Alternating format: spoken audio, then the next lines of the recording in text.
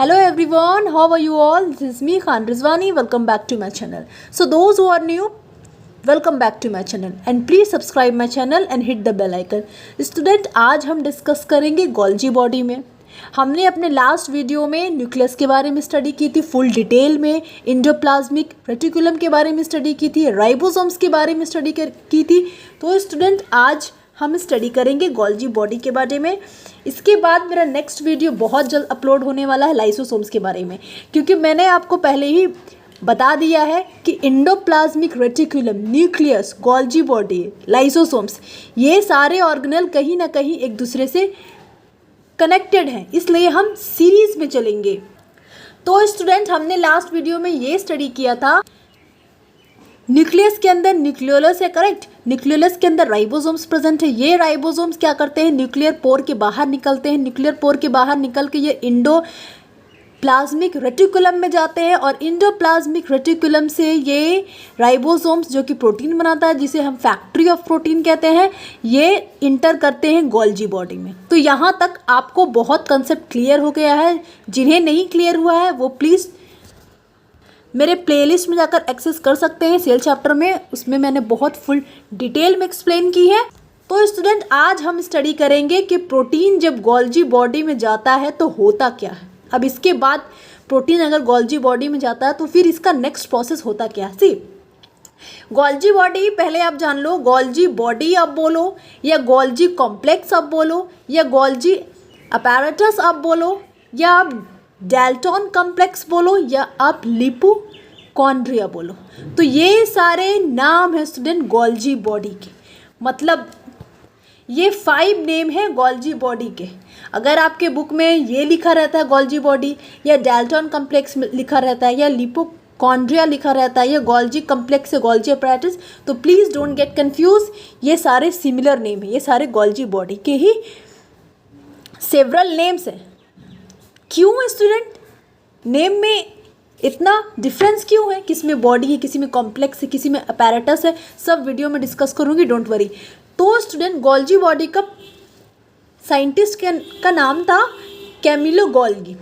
इनके नाम के ही अकॉर्डिंग इस ऑर्गेनल का नेम रखा गया, क्योंकि उन्होंने ही वो पहले शख्सियत थे जिन्होंने गोल्जी के बारे में दुनिया के सामने एक्सप्लेन किया था, इसके स्ट्रक्चर्स, फंक्शन के बारे में एक्सप्लेन किया था। हालांकि डिस्कवर कोई और ने किया था, बट वेल एक्सप्लेन इन्होंने ही किया था।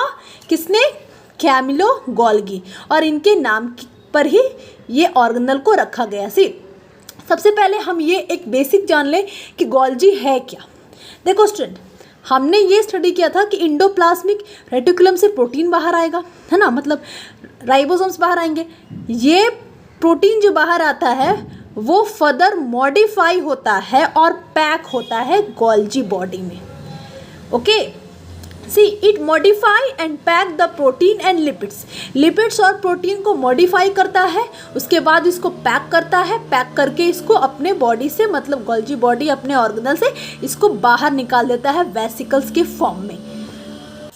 आपने फैक्ट्री में कैसे चीज़ें मैन्युफैक्चर होती होंगी ये तो आप जानते ही हैं स्टूडेंट। पहले चीज़ें को इकट्ठा करते हैं, हम असेंबल करते हैं, असेंबल करने के बाद हम उसे असेंबल के बाद चीज़ें मॉडिफाई होती हैं, है ना, उसके बाद उन्हें हम पैक करते हैं। तो यही होता है स्टूडेंट, न्यूक्लियोलस के अंदर राइबोसोम्स क्या करता है, प्रोटीन को असेंबल करता है, उसके बाद इसे ये इंडोप्लाज्मिक रेटिकुलम में भेजता है, उसके बाद इंडोप्लाज्मिक रेटिकुलम से ये गोल्जी बॉडी में आता है, जिसमें फर्दर मॉडिफाई होता है, मॉडिफिकेशन होता है। मॉडिफिकेशन मतलब ये सब वीडियो में डिस्कस करूँगी, प्लीज़ 1 सेकंड के लिए वीडियो को स्किप मत करना। मॉडिफाई होकर फर्दर पैक होता है, पैक करके ये बाहर निकलता है, या तो सेल के बाहर जाएगा या फिर सेल के अंदर ही रह जाएगा। क्यों? क्योंकि गोल्जी बॉडी क्या करता है, ये प्रोटीन को फर्दर मॉडिफाई करता है। कैसे? उसमें कार्बोहाइड्रेट ऐड करके या बहुत सारे मैक्रो मॉलिक्यूल्स को ऐड करके, क्योंकि आप जानते हो आपके बॉडी में प्रोटीन्स की भी बहुत आवश्यकता होती है, फैट की भी आवश्यकता होती है, कार्बोहाइड्रेट की भी आवश्यकता होती है ना, लेकिन मेनली प्रोटीन की आवश्यकता होती है। तो स्टूडेंट सेल में भारी मात्रा में प्रोटीन बनता है, प्रोटीन का ही ये सारा गेम है स्टूडेंट, ठीक है। और प्रोटीन में गोल्जी बॉडी के अंदर कार्बोहाइड्रेट भी ऐड होते हैं, जिसे हम कहते हैं कि हमारा प्रोटीन मॉडिफाई हो गया, है ना।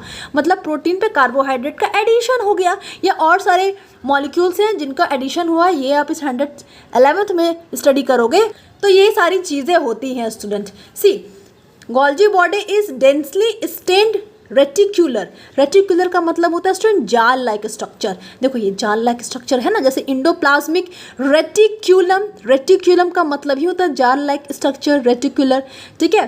Near the nucleus of the cell, देखो ये इंडोप्लाज्मिक रेटिकुलम को जो पीठ दिखा कर बैठा है ना, ये अपना इसका बैक साइड है, ये जो पीठ दिखा कर के बैठा है मतलब ये near the nucleus of the cell है। क्यों? क्योंकि इंडोप्लाज्मिक रेटिकुलम से जो भी प्रोटीन्स आएंगे वो गोल्जी बॉडी में इंटर करेंगे। सारे इंटर नहीं करेंगे लेकिन कुछ बहुत ज़्यादा गोल्जी बॉडी में इंटर करेंगे। See student, Golgi body is a membrane bound organelle. इनके पास एक अपना मेम्ब्रेन है ना। अब देखो स्टूडेंट, यहाँ पर आप ज़रा दिमाग लगाओ। तो सी हमने पढ़ा था, देखो स्टूडेंट ये एब्सेंट होंगे प्रोकैरियोट्स में, मतलब प्रोकैरियोटिक सेल में आपका गोल्जी बॉडी नहीं होगा। क्यों? क्योंकि हमने तो ये स्टडी किया था स्टूडेंट कि प्रोकैरियोटिक सेल में जितने भी मेम्ब्रेन बाउंड ऑर्गेनल होंगे, मतलब सेल के अंदर आपके जितने भी ऑर्गेनल हैं वो ऑर्गेनल में जितने भी मेम्ब्रेन बॉन्ड होंगे, मतलब जिनका भी एक अपना मेम्ब्रेन होगा, एक अपना आउटर बाउंड्री होगा, वो सारे प्रोकैरियोट्स में एब्सेंट होंगे, है ना। तो आप रिकॉल करो, न्यूक्लियस क्या था? मेम्ब्रेन बॉन्ड ऑर्गेनल था। तो हाँ भैया चलो ये प्रोकैरियोट्स में नहीं होंगे। और क्या था? इंडोप्लाज्मिक रेटिकुलम, वो भी तो मेम्ब्रेन बॉन्ड ऑर्गेनल था ना, जिसका मेम्ब्रेन लिपोप्रोटीन से बना रहता है ना। तो चलो वो भी प्रोकैरियोट्स में एब्सेंट होंगे। अब राइबोसोम्स की बात करते हैं। राइबोसोम्स तो कोई मेम्ब्रेन बॉन्ड ऑर्गेनल नहीं है स्टूडेंट, इसलिए वो प्रोकैरियोट्स में प्रेजेंट होगा। लेकिन गोल्जी बॉडी तो मेम्ब्रेन बॉन्ड ऑर्गेनल है ना, इसलिए वो प्रोकैरियोट में एब्सेंट होगा, क्योंकि प्रोकैरियोट्स में जितने भी मेम्ब्रेन बॉन्ड ऑर्गेनल हैं वो एब्सेंट होंगे। ये मैंने आपको शॉर्ट टिप्स बता दिया, शॉर्ट ट्रिक बता दिया याद करने का। वैसे मैंने प्रोकैरियोट्स और यूकैरियोट्स का डिफरेंसेस के बारे में वीडियो अपलोड कर रखा है, आप मेरे प्लेलिस्ट में जाकर एक्सेस कर सकते हैं सेल चैप्टर में। सी लेकिन ये प्रेजेंट होगा यूकैरियोट्स में, यूकैरियोट्स में प्रेजेंट होंगे ऑफ कोर्स, लेकिन यूकैरियोटिक सेल में भी स्टूडेंट एक्सेप्शन है। ये आरबीसी में, मैमेलियन आरबीसी मतलब हम लोग के रेड ब्लड सेल में ये एब्सेंट होगा। रीज़न क्यों? रीज़न ये स्टूडेंट आरबीसी का काम होता है बॉडी में हीमोग्लोबिन पहुंचाना, है ना। और हीमोग्लोबिन का क्या होता है? ऑक्सीजन को ट्रैप करना। तो बॉडी में जितनी ज़्यादा मात्रा में ऑक्सीजन पहुंचेगी, जितनी ज़्यादा मात्रा में हीमोग्लोबिन पहुंचेगी, उतना ज़्यादा बॉडी को बेनिफिट है, फ़ायदा है। प्रोटीन का कोई यहाँ पर गेम है ही नहीं। तो जब प्रोटीन का कोई गेम ही नहीं है तो गोल्जी बॉडी का भी कोई एग्जिस्टेंस का सवाल ही नहीं उठता है, और ना इंडोप्लाज्मिक रेटिकुलम का सवाल उठता है ना। सिमिलरली न्यूक्लियस का भी कोई सवाल नहीं उठता है। देखो student, Golgi body is located in cytoplasm of cell near nucleus and alongside of endoplasmic reticulum। हमें पता है कि ये साइटोप्लाज्म में होगा ऑफ कोर्स, तभी तो इसे ऑर्गेनल कहते हैं ना। मतलब साइटोप्लाज्म में जितनी भी चीज़ें प्रेजेंट हैं उन्हें ऑर्गेनल कहते हैं। ऑर्गेनल भी स्टूडेंट लिविंग भी होते हैं और नॉन लिविंग भी होते हैं। ये सारी बातें नेक्स्ट वीडियो में डिस्कस करूँगी, डोंट वरी। तो ये न्यूक्लियस के पास होते हैं और या फिर इंडोप्लाज्मिक रेटिकुलम के बिल्कुल बगल में होते, पीठ दिखाए होते हैं, जैसे मैंने डायग्राम आपको दिखाया था। लुक हियर, ये पीठ दिखा रहा है ना, इंडोप्लाज्मिक रेटिकुलम के अलॉन्ग साइड पर है ये। सी स्टूडेंट, गोल्जी बॉडी प्लांट में भी प्रेजेंट होंगे, लेकिन प्लांट में प्रिसाइजली हम इसे गोल्जी बॉडी ना बोलकर डिक्टायोसोम्स बोलते हैं, ठीक है। याद रखना, प्लांट में ये गोल्जी बॉडी प्रेजेंट होते हैं, लेकिन उसमें प्रिसाइजली वर्ड जो यूज़ होता है हम उसे कहते हैं डिक्टायोसोम्स। क्यों? See in plant it is present in scattered form, बिल्कुल बिखरे हुए फॉर्म में प्रेजेंट रहता है इन साइटोप्लाज्म में, and are called dictyosomes. See student, animals में और ह्यूमंस में तो ये स्टैक लाइक स्ट्रक्चर से है, ऐसा लग रहा है ना कि बंडल फॉर्म में है, लेकिन प्लांट सेल में क्या होता है, ये स्कैटर बिल्कुल छितरा हुआ रहता है, बिल्कुल बिखरा हुआ फॉर्म में रहता है, इसलिए हम उसे गोल्जी बॉडी ना बोल के डिक्टायोसोम्स का नाम देते हैं। तो स्टूडेंट, अब गोल्जी बॉडी ऑरिजिनेट कहाँ से होता है? तो गोल्जी बॉडी ऑरिजिनेट होता है from the membrane of smooth endoplasmic reticulum. है ना। स्मूथ इंडोप्लाज्मिक रेटिकुलम से गोल्जी बॉडी का ओरिजिन होता है। और स्मूथ इंडोप्लाज्मिक रेटिकुलम का ओरिजिन कहाँ होता है, लास्ट वीडियो में डिस्कस कर चुकी हूँ। इंडोप्लाज्मिक रेटिकुलम में जाकर वहाँ प्लीज़ एक्सेस करें प्लेलिस्ट पर। तो स्मूथ इंडोप्लाज्मिक रेटिकुलम ऑरिजिनेट कहाँ से होता है, रफ इंडोप्लाज्मिक रेटिकुलम से। अगर रफ इंडोप्लाज्मिक रेटिकुलम से प्रोटीन हटा दो, सॉरी राइबोसोम्स हटा दो, क्योंकि राइबोसोम्स लग गया भैया तो वो रफ हो गया, राइबोसोम्स हट गया तो वो स्मूथ हो गया। और स्मूथ इंडोप्लाज्मिक रेटिकुलम से गोल्जी बॉडी का ओरिजिनेशन होता है। आपको बहुत डेप्थ में स्टडी करना होगा अगर आप क्लास 11th में बायोलॉजी लेते हो, तो उसमें बहुत सारी चीज़ें और क्लियर हो जाएंगी। चलिए स्टूडेंट, गोल्जी बॉडी के अब स्ट्रक्चर्स के बारे में स्टडी करते हैं। सी, ये गोल्जी बॉडी का स्ट्रक्चर है, ठीक है। ये एक्चुअली 2D में बना हुआ है। देखो, इट हैज़ 2 फेस, इसका 2 तरफ फेस होता है, 2 तरफ चेहरा होता है। एक होता है सिस फेस, जिसे हम कहते हैं सिस फेस, और ये हमेशा न्यूक्लियस की तरफ पॉइंट आउट रहता है, टुवर्ड्स न्यूक्लियस। और एक होता है ट्रांस फेस, जो हमेशा प्लाज्मा मेम्ब्रेन, मतलब सेल का जो आउटर लेयर है ना, आउटर मेम्ब्रेन है ना, उसके तरफ फेस करता है, जिसे हम कहते हैं ट्रांस फेस, ठीक है। याद रखना, cis face, trans face 2 faces होते हैं गोल्जी बॉडी को। और सिस फेस हमेशा न्यूक्लियस के पॉइंट आउट तरफ रहता है। क्यों रहता है डिस्कस करूंगी, डोंट वरी। और ट्रांस फेस हमेशा प्लाज्मा मेम्ब्रेन की तरफ पॉइंट आउट करता है। क्यों रहता है स्टूडेंट सिस फेस न्यूक्लियस की तरफ, क्योंकि न्यूक्लियस के पास कौन सा है, इंडोप्लाज्मिक रेटिकुलम, है ना। तो रफ इंडोप्लाज्मिक रेटिकुलम से राइबोसोम्स आएंगे, प्रोटीन आएंगे, वो प्रोटीन गोल्जी बॉडी में इंटर करेंगे। किस फेस से इंटर करेंगे, तो सिस फेस से इंटर करेंगे। इसलिए न्यूक्लियस के पास ये होते हैं, लुक हियर, है ना। तो ये वाले हमारे हो गए student cis face, this one is cis face, क्योंकि यहाँ से इंटर होंगे, यहाँ से राइबोसोम इंपोर्ट होगा, अंदर जाएगा, और यहाँ से ट्रांस फेस से राइबोसोम प्रोटीन मैन्युफैक्चर होकर के, मॉडिफाई होकर के, पैक होकर के बाहर निकलेगा ट्रांस फेस से। अब वो प्रोटीन बाहर निकलेगा तो वो सेल के अंदर भी जाएगा, क्योंकि प्रोटीन का काम होता है डैमेज सेल को रिपेयर करना, है ना। तो इसमें जो भी डैमेज पार्ट होंगे उन्हें रिपेयर करेगा, या तो वो सेल के बाहर चला जाएगा अगर उसे हार्मोन डिलीवर करना है और बहुत सारे सिक्रेटरी प्रोडक्ट डिलीवर करनी है। तो सी स्टूडेंट, गोल्जी बॉडी का स्ट्रक्चर में 4 पार्ट्स आपको देखने को मिलेंगे। फर्स्ट मिलेंगे सिस्टर में, ठीक है। सी, ये पार्ट, ये जो देख रहे हैं ना आप, एक लंबा सा पतला सा, इसे कहते हैं सिस्टर ने। ये एक्चुअली फ्लैटेंड सैक होता है, एक चपटा हुआ थैली लाइक स्ट्रक्चर होता है, स्टैक्ड ऑन वन अनदर। और मैक्सिमम एक गोल्जी बॉडी में 4 से 5 सिस्टर्नी मौजूद होते हैं स्टूडेंट। देख लो, ये एक flat like structure, sac like structure होता है, जो कि ल्यूमिन का फिल्ड होता है। इसमें बहुत सारे ल्यूमिन फिल्ड होते हैं। आई am really very sorry, lumen field नहीं होते, इसमें बहुत सारे फ्लूइड फिल्ड होते हैं। अब कौन से फ्लूइड होते हैं, क्या होते हैं, ये आप हाई क्लासेस में पढ़ोगे। और उस सैक और इस सिस्टर्नी के अंदर जो सैक लाइक स्ट्रक्चर जिसमें फ्लूइड फिल्ड होते हैं, उसे हम ल्यूमिन कहते हैं, ठीक है। ये इतना इंपॉर्टेंट नहीं है, इसलिए मैंने इसे अंडरलाइन नहीं किया है। सी, अब सेकंड पार्ट है स्टूडेंट वेसिकल्स।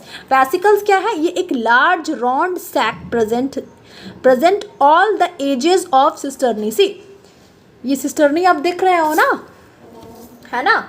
इसमें जो राउंड एक आपको बैग लाइक स्ट्रक्चर दिख रहा है, सर्कुलर, इसे ही हम वेसिकल्स कहते हैं स्टूडेंट। ये एक थैला के जैसा होता है, एक कटोरी के जैसा होता है। ये गोल्जी बॉडी के एजेस में पाया जाता है ना। और ये बहुत ज़्यादा मात्रा में होते हैं। इनकी फंक्शन क्या है, वेसिकल्स क्या करता है स्टूडेंट, कि जब आपका प्रोटीन इसके अंदर इंटर किया सिस फेस से, तो ये मॉडिफाई होकर के इसी कटोरी से बाहर निकलता है। तो इस कटोरी को जो बाहर निकल गया, हम उसे कहते हैं वेसिकल्स। तो ऑफ कोर्स कहेंगे, क्योंकि वेसिकल्स कटोरी ही तो है, लेकिन ये सिक्रीटरी वेसिकल्स है ना। लेकिन जो वेसिकल्स इंडोप्लाज्मिक रेटिकुलम से बाहर आते हैं, जिस वेसिकल्स के अंदर क्या होता है, प्रोटीन होता है। तो प्रोटीन कैसे आएंगे, ऐसे ही तो नहीं चले आएंगे, है ना। तो वो कटोरी के फॉर्म में आते हैं, मतलब कटोरी के अंदर आते हैं। समझ लो एक बैग लाइक स्ट्रक्चर के अंदर आते हैं। तो इंडोप्लाज्मिक रेटिकुलम के अंदर इंटर किए, तो इन्हें कहते हैं ट्रांसपोर्ट वेसिकल्स। ये ट्रांसपोर्ट किए हुए हैं, और जब ये बन गए, मॉडिफाई हो गए, तो ये सिक्रीटरी वेसिकल्स हो गए। मतलब अब ये सिक्रीट करेंगे। सिक्रीट करने का मतलब ये था बाहर निकालना। थर्ड है हमारा स्टूडेंट टिब्यूल्स। टिब्यूल्स क्या है, एक small flat connecting structure arising from periphery of cisternae. Periphery हमेशा कहते हैं स्टूडेंट, समझो कि एट द सरफेस। फोर्थ है हमारा स्टूडेंट गोल्जी वैक्यूल। सी, ये जी मैंने शॉर्ट में गोल्जी लिखा है, ये गोल्जी वैक्यूल्स है। ये गोल्जी वैक्यूल क्या करेंगे, ये ही लाइबोसोम्स का फॉर्मेशन करेंगे। क्यों? क्योंकि गोल्जी बॉडी का फंक्शन ही होता है प्रोटीन और लिपिड को पैक करना, मॉडिफाई करना और ट्रांसपोर्ट कर देना, और साथ में लाइसोसोम का फॉर्मेशन करना। मतलब लाइसोसोम्स इसी गोल्जी बॉडी से फॉर्म होता है। तो आप देख रहे हो स्टूडेंट, लिपिड्स कहाँ से, सॉरी प्रोटीन कहाँ से फॉर्म होता है, राइबोसोम से। ठीक है, अब स्टूडेंट इंडोप्लाज्मिक गोल्जी बॉडी कहाँ से फॉर्म हुआ स्टूडेंट, कहाँ से ऑरिजिनेट हुआ, इंडोप्लाज्मिक रेटिकुलम से। लाइसोसोम्स कहाँ से ऑरिजिनेट हुआ, गोल्जी बॉडी से ऑरिजिनेट हुआ। इसलिए ये सारे इंटरकनेक्टेड हैं, इसलिए मैं आपको इसे सीरीज में समझा रही हूँ ताकि आपको एक स्टोरी की तरह समझ में आ जाए, चीज़ें याद करने की जरूरत ना पड़े। सी स्टूडेंट, इतने सारे गोल्जी बॉडी के नाम के पीछे का मतलब क्या है, देखो अगर सिंगल सिस्टर्नी सैक रहेगा तो हम उसे गोल्जी बॉडी कहेंगे। अब डायग्राम देख लो ऐसे, अगर ये ढेर सारे होंगे, स्टैक जैसे हो जाएंगे, मतलब स्टैक ऑफ सिस्टर्नी सैक रहेगा तो हम इसे गोल्जी अपैरेटस कहते हैं। ठीक है, और इसी अपैरेटस में अगर वेसिकल्स प्रेजेंट रहेंगे तो हम उसे गोल्जी कॉम्प्लेक्स कहते हैं। See, this is what is this is nothing but a vesicles ही तो है। सी, स्टैक ऑफ वेसिकल्स क्या है स्टूडेंट, आप मोटा मोटी समझ लो, एक कटोरी जैसा स्ट्रक्चर होता है। See, stack of cisternae sac with associated vesicles लग गया तो गोल्जी कॉम्प्लेक्स हो गई। आई होप आपको डिफरेंस समझ में आ गई होगी। Golgi body, Golgi apparatus, Golgi complex में सारे एक ही हैं, बस माइनर सा डिफरेंस है, वो सारे आप देख लो। इतना आप जान लिए, क्लास 9th में आप इस ऑर्गेनल के विद्वान हो गए। फंक्शंस देख ले स्टूडेंट, गोल्जी बॉडी क्या करता है, again involve in the formation of lysosomes बनाएगा कैसे, क्योंकि गोल्जी बॉडी का हमने ये स्टडी किया है, गोल्जी वैक्यूल होता है ना, वो तो लाइसोसोम्स का ही फॉर्मेशन करता है ना। अगर लाइसोसोम्स, देखो गोल्जी बॉडी 2 वैक्यूल्स का फॉर्म करता है। अगर वैक्यूल स्मॉल निकला तो लाइसोसोम्स होगा, अगर बिग निकला तो वो वैक्यूल ही होंगे, और प्लांट सेल में हमेशा बिग वैक्यूल होते हैं। ऐसी फंक्शन क्या होता है कि लाइसोसोम्स बनाता है और हार्मोन्स का फॉर्मेशन होता है, और ये सेल वॉल, प्लाज्मा मेम्ब्रेन जिस चीज़ से बने होते हैं उस चीज़ का फॉर्मेशन होता है, मतलब स्टूडेंट मेम्ब्रेन बायोजेनेसिस का भी फॉर्मेशन गोल्जी बॉडी करता है। जो सेल वॉल और प्लाज्मा मेम्ब्रेन के होते हैं ना, जिस मेम्ब्रेन से बने होते हैं उसका फॉर्मेशन गोल्जी बॉडी करता है। गोल्जी बॉडी वैक्यूल्स प्रोड्यूस करेगा, बता चुकी हूँ, और सिक्रीटरी वेसिकल्स प्रोड्यूस करेगा। सिक्रीटरी वेसिकल्स में क्या होंगे, पैक्ड मॉडिफाइड प्रोटीन होंगे। और देखो स्टूडेंट, ये मॉडिफिकेशन करता है, पैकिंग करता है और ट्रांसपोर्टिंग करता है, किसका, प्रोटीन का और लिक्विड और लिपिड्स का। तो हमें ये समझ में आता है स्टूडेंट, गोल्जी बॉडी लाइसोसोम्स बनाएगा, हार्मोन्स बनाएगा भैया, वैक्यूल्स बनाएगा, सिक्रीटरी वेसिकल्स बनाएगा, सेल वॉल और प्लाज्मा मेम्ब्रेन जिस चीज़ से बने होते हैं वो भी गोल्जी बॉडी बनाएगा। और इसका मोस्ट इंपॉर्टेंट फंक्शन क्या होता है कि ये प्रोटीन जो कि इंडोप्लाज्मिक रेटिकुलम को देता है वो उसको फर्दर मॉडिफाई करेगा, पैक करेगा और ट्रांसपोर्ट कर देगा। ठीक है, अब वो सेल के अंदर होंगे या सेल के बाहर होंगे, ये बात की बात है। तो स्टूडेंट इमेजिन करके देखो क्या होता अगर हमारे सेल में गोल्जी बॉडी नहीं होता। तो देखो, नहीं होता तो लाइसोसोम्स नहीं बनता। अगर लाइसोसोम्स का फंक्शन क्या है, ये बहुत जल्द अपलोड करने वाली वीडियो में उसमें डिस्कस करूंगी। फिलहाल आप इतना जान लो, लाइसोसोम्स क्या करता है स्टूडेंट, जितने भी सेल में कचरा होते हैं ना, अनडिजायर्ड सब्सटेंस होते हैं, उन सारे को खा लेता है। ठीक है, लाइसोसोम्स को सुसाइडल बैग भी कहते हैं। ये बहुत डिटेल में डिस्कस करूंगी नेक्स्ट वीडियो में, डोंट वरी। मैं जब भी बोलती हूँ डिटेल तो आप ये मत समझ लेना मैम बहुत लेंदी पढ़ाती हूँ, बहुत डेप्थ में नहीं रहता है स्टूडेंट। क्लास 9th के अकॉर्डिंग जितना आपको जानना चाहिए, मतलब जितना आपका दिमाग खुल जाना चाहिए कि आप कितने भी इससे MCQ आ जाए, कितने भी ट्विस्टेड क्वेश्चन आ जाए, बहुत ईजिली सॉल्व कर सको। बिल्कुल, इसलिए मैं ऐसा कंटेंट लाती हूँ और इतनी आसान भाषा में आपको समझाती हूँ। तो आपकी भी कोशिश होती है ना मेरे वीडियो को शेयर करें, लाइक करें, सब्सक्राइब करें चैनल को। तो लाइसोसोम्स नहीं होते तो सेल अच्छे से फंक्शन नहीं करता और ज़्यादा दिन तक टिक नहीं पाता, ज़्यादा दिन तक जीवित नहीं रह पाता, वो अल्टीमेटली मर जाता, क्योंकि सेल में जितने भी हार्मफुल सब्सटेंस होते हैं ना उन्हें लाइसोसोम्स खा लेता है, तो वो खाता ही नहीं, तो सेल अल्टीमेटली प्रॉपरली फंक्शन नहीं करता, वो मर जाता। सी और क्या होते हैं, अगर गोल्जी बॉडी नहीं होती तो प्रोटीन का पैकिंग ही नहीं होता, ना पैकिंग होता ना ट्रांसपोर्टेशन होता, तो प्रोटीन को जब सेल की ज़रूरत पड़ती तो सेल को मिलता ही नहीं ना स्टूडेंट। क्यों? क्योंकि प्रोटीन का काम है रिपेयर करना, हर एंजाइम्स सिक्रीट करना, तो ये सारी चीज़ें नहीं मिलेंगी तो वैसे भी सेल डाई कर ही जाएगा। See packaging and transport of material में बहुत सारी चीज़ आते हैं, mainly protein etcetera would cease, सब ठप रहता, सब बंद हो जाता। अब एक लास्ट टॉपिक है स्टूडेंट कि हाउ गोल्जी बॉडी और इंडोप्लाज्मिक रेटिकुलम एक दूसरे से कनेक्टेड हैं, क्लोजली एसोसिएटेड हैं।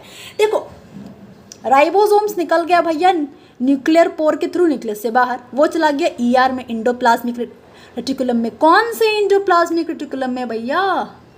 स्मूथ इंडोप्लाज्मिक रेटिकुलम में, है ना, या फिर वो साइटोप्लाज्म में फ्लोट करेंगे। अगर वो स्मूथ इंडोप्लाज्मिक रेटिकुलम एंटर करते हैं तो वहाँ से वो ट्रांसपोर्ट होंगे, एक कटोरी में ट्रांसपोर्ट होंगे, वेसिकल्स में, बैग लाइक स्ट्रक्चर में, और वो सी देखो यहाँ से है ना, न्यूक्लियोलस से निकल रहा है राइबोसोम्स, यहाँ इंटर किया ईआर में, ईआर से इंटर करके वो एक कटोरी में शेप टाइप स्ट्रक्चर में, वेसिकल्स में, जिसे हम ट्रांसपोर्ट वेसिकल्स का नाम बहुत सारा भैया, वेसिकल का फंक्शंस बहुत सारे हैं। ये ट्रांसपोर्ट करेंगे तो ट्रांसपोर्ट वेसिकल्स, ये सिक्रीट करेंगे तो सिक्रीटरी वेसिकल्स नाम होंगे।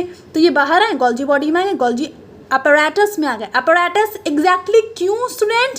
क्योंकि गोल्जी अपैरेटस क्या था, ये इसमें स्टैक रहेगा सिस्टर्नी का, साथ में वेसिकल्स एसोसिएटेड होंगे, इसीलिए हम इस sorry I am really very sorry, stack of cisternae sac होगा, है ना, इससे गोल्जी अपैरेटस। अब ये जब फंक्शन करेगा ये प्रोटीन को मॉडिफाई कर देगा, पैक कर देगा, जब पैक करता है थैली लाइक स्ट्रक्चर में तब ये गोल्जी कॉम्प्लेक्स कहलाता है, इसी वेसिकल्स में। ठीक है, आया? तो अपैरेटस में क्या हुआ, ये आपका लिपिड प्रोटीन मॉडिफाई हुआ, उन्हें अच्छे से मॉडिफाई किया गया। कैसे मॉडिफाई किया गया? उसमें कार्बोहाइड्रेट्स का एडिशन हुआ, अब इसका एक अलग नाम है, ग्लाइको प्रोटीन कहते हैं, अगर ग्लाइको लिपिड्स भी कहते हैं, अगर लिपिड का उसमें मॉडिफिकेशन होता है। ये सारी बात की बात है स्टूडेंट, बहुत लंबी कहानी है। ठीक है, आपको 11th में प्रोटीन कैसे मैन्युफैक्चर होती है ये सारे डिटेल में स्टडी करोगे। तो यहाँ हो गई, अब ये पैक हो गई, pack inside the Golgi body हो गई ना। तो गोल्जी वेसिकल्स में आकर के फिर अब ये वेसिकल्स स्टूडेंट या तो लाइसोसोम्स होंगे या तो एक्सक्रीटरी ग्रैनुअल होंगे। ये डिसाइड करेगा स्टूडेंट कि इसके गोल्जी साइकिल से, मतलब इसके कटोरी के अंदर कौन सा प्रोटीन बना है। ठीक है, या वो लाइसोसोम्स है या वो एक्सक्रीटरी ग्रैनुअल्स बने हैं। आई होप आपको चीज़ें क्लियर हो गई होंगी। Thank you for watching. I hope you learn and enjoy my video. Thank you for watching. God bless you all.